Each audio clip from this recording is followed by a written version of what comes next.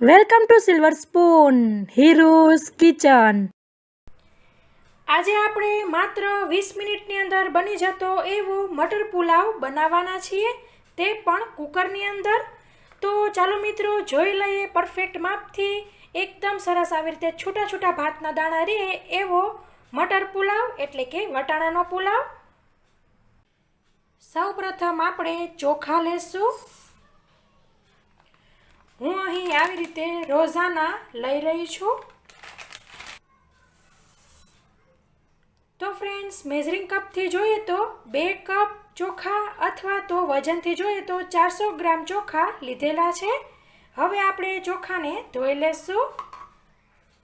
અને ફ્રેન્ડ્સ, જ્યારે પણ આપણે પુલાવ બનાવવો હોય કે બિરયાની બનાવવી હોય તો આવી રીતે સરસ મસળીને ચોખાને લેવાના, જેથી આ બધું વ્હાઈટ પાણી હોય, સ્ટાર્ચવાળું પાણી, તે નીકળી જાય. એકદમ ચોખ્ખું પાણી થઈ જાય ત્યાં સુધી આપણે તેને વોશ કરવાના રહેશે. તો આપણે સરસ ચોખાને ધોઈ લીધેલા છે. મિત્રો, તમે કોઈ પણ ચોખા યુઝ કરી શકો છો. હવે આપણે ચોખામાં પાણી ઉમેરીને ચોખાને સરસ પલળવા દઈશું. મિત્રો, જે આ ચોખા પલાળવાની પ્રોસેસ છે તે ખૂબ જ જરૂરી છે. 15 મિનિટ માટે આપણે ચોખાને પલાળીશું. પછી આપણે લીલા વટાણા લેશું. મિત્રો, મેં અહીં ફ્રોઝન વટાણા લીધેલા છે, તે પણ આવી રીતે 2 કપ લીધેલા છે. જેટલા આપણે ચોખા લીધા હોય એટલા જ આપણે લેવાના છે. ગ્રામમાં જોઈએ તો આ 200 ગ્રામ છે. માપ સેમ રહેશે, વજન બદલી જશે. તમે તાજા લીલા વટાણા પણ લઈ શકો છો ફ્રોઝનની બદલે. તો મિત્રો, આપણે જ્યારે ભાત પલાળેલા હતા તેની 15 મિનિટ થઈ ગઈ છે. પાણીને આપણે નિતારી લેશું. તો મિત્રો, આપણે ભાતને નિતારી લીધેલા છે, ચોખાને નિતારી લીધેલા છે. સૂકા મસાલા, ખડા મસાલા કયા લીધા છે તે તમને બતાવી દઉં. લાલ સૂકું મરચું, 1 તમાલપત્ર, જાવંત્રીનો ટુકડો, તજનો ટુકડો, 2 લવિંગ, બાદિયા, 2 એલચી અને 1 મોટી એલચી, અથવા તો તમે એલચો કહેતા હોય તો એલચો. તો ફ્રેન્ડ્સ, કુકર લઈ લીધેલું છે. ગેસની ફ્લેમ ચાલુ કરી લીધેલી છે. તેની અંદર ઘી ઉમેરીશું. મિત્રો, તમારે તેલ ઉમેરવું હોય તો તમે તેલ લઈ શકો છો. આવી રીતે આપણે 4 ચમચી ઘી લેશું. થીનું ઘી છે એટલે ચમચીમાં વધારે ક્વોન્ટિટી આવે. જો તમારે આવી રીતે ઓગળેલું હોય, ગરમ ઘી જ હોય તો તમે 5 ચમચી લેવી.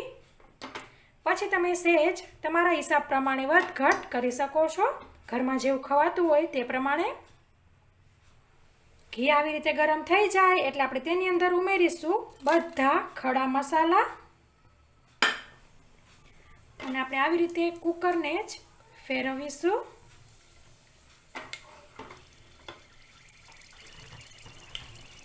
સેજ જેવું થાય એટલે આપણે તેની અંદર ઉમેરીશું 1/4 કપ કાજુ,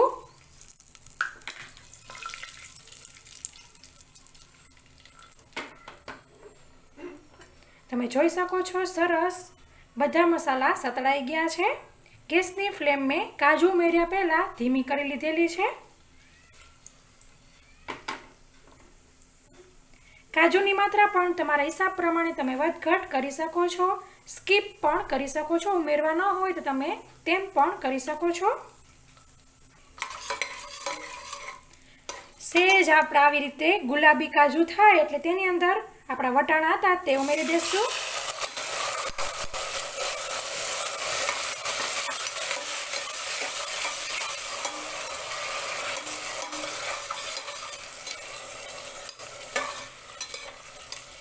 મિત્રો, અહીં આપણે વટાણા ફ્રોઝન છે એટલે 1 જ મિનિટ માટે તેને સાતળીશું.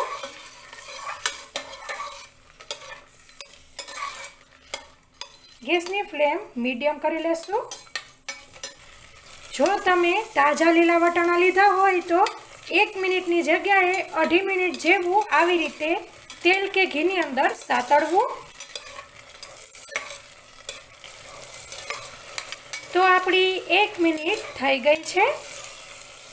નિતારેલા ભાત ઉમેરી દેશું.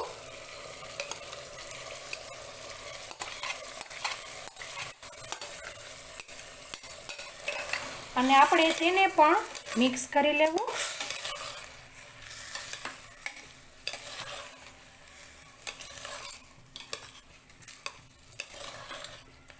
ભાત ઉમેર્યા પછી બહુ હલાવ નથી કરવાનું. અને આપણે ભાતને એટલે કે ચોખાને 2 મિનિટ માટે આપણે આવી રીતે ઘીમાં સાતળીશું.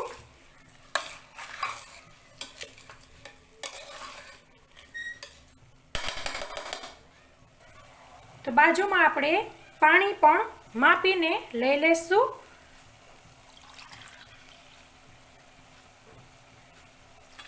એક કપ, 2 કપ અને આ આપણું અડધું.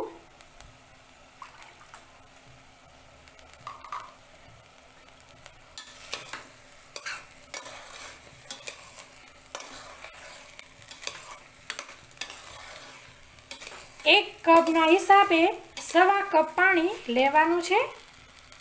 1 કપ અને 1/4 કપ તો આપણે 2 કપ લીધા હતા ચોખા, તો આપણે 2.5 કપ પાણી લીધેલું છે. પાણી ઉમેરી દઈશું.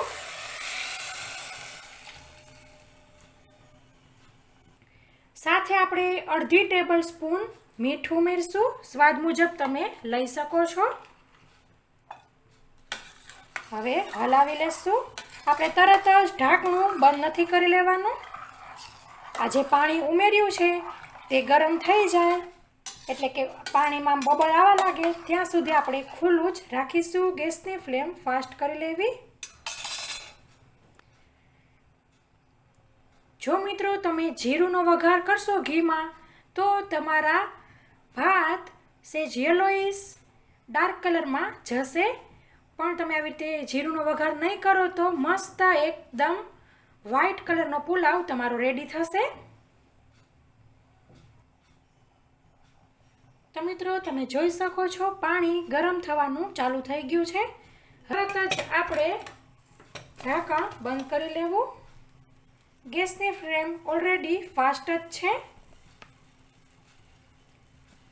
2 સીટીથી આપણે પ્રેશર કુક કરીશું ફાસ્ટ ફ્લેમ પર.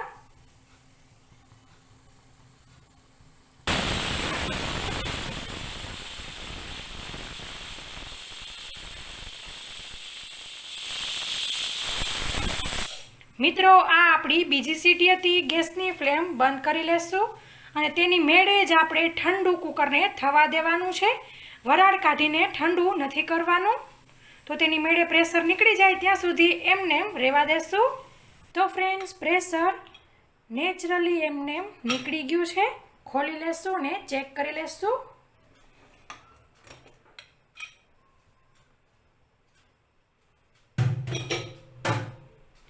અને આવી રીતે ખોલીને આપણે તરત જ હલાવવાના નથી. 5 મિનિટ માટે આપણે એમને એમ ખોલીને રહેવા દેશું અને પછી હલાવીશું. અને હા ફ્રેન્ડ્સ, ખાસ કરીને પ્રેશર તેની મેળે નીકળી જાય પછી જ ખોલવાનું છે. જો તમે તરત જ પ્રેશર કાઢીને ખોલીને કરશો તો સહેજ મોઇશ્ચરવાળા તમારા ભાત રહી જશે. અત્યારે આપણે સરસ ડ્રાય રહેશે. તો 5 મિનિટ પછી આપણે મિક્સ કરીશું. આ છે આપણી મેઇન ટ્રીક. તમે તરત ને તરત સર્વ કરશો તો સહેજ એવું ગરમ ગરમને લીધે એવું લાગશે કે ખુલ્લા ખીલેલા નથી થયા. પણ 5 મિનિટ આપણે આમ નામ રહેવા દેશું અને પછી સર્વ કરશું તો મસ્ત રિઝલ્ટ મળશે. તો ફ્રેન્ડ્સ 5 મિનિટ થઈ ગઈ છે. ખોલ્યું તેની અને આવી રીતે આમ સીધું ઘચડ હલાવવાનું નથી. આવી રીતે ચમચો હોય તેના પાછળના ભાગેથી આપણે આવી રીતે ખુલ્લા કરીશું.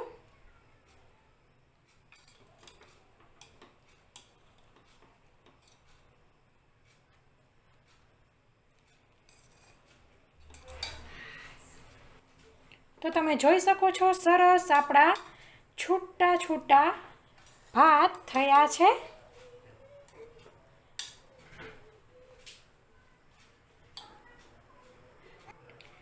અને ફ્રેન્ડ્સ આવી રીતે હલાવાઈ જાય પછી પણ 5 મિનિટ રાહ જોવાની છે. તો સરસ ખુલ્લા ખુલ્લા ભાત થઈ જાય છે. તો ફ્રેન્ડ્સ સર્વિંગ બાઉલમાં આપણે પુલાવને લઈ લીધેલા છે. એકદમ છૂટા છૂટા આપણા ભાતના દાણા થયા છે. તો એકદમ ફટાફટ 20 મિનિટની અંદર બની જતો એવો આપણો મટર પુલાવ બિલકુલ રેડી છે. તમે પણ ઘરે જરૂરથી આવી રીતે કુકરની અંદર ટ્રાય કરજો. બહુ જ સારો બને છે અને આખું ઘર સરસ મહેકી ઉઠે એવી સુગંધ આવી રહી છે. તમને મારી એક રિક્વેસ્ટ છે કે તમે હજી સુધી મારી ચેનલ સબસ્ક્રાઇબ ન કરી હોય અથવા તો મારી ચેનલ ઉપર નવા હોય તો જરૂરથી સબસ્ક્રાઇબ કરજો અને બાજુમાં આપેલા બેલ આઇકન ઉપર ક્લિક કરજો, જેથી હું જ્યારે આવી રીતે નવી નવી ટેસ્ટી રેસીપી અપલોડ કરું ત્યારે તમને ઇન્સ્ટન્ટ નોટિફિકેશન મળે. તો મિત્રો આ રેસીપીમાં આટલું જ. હવે નવી રેસીપી સાથે મળીશું. ત્યાં સુધી આવજો. Thank you.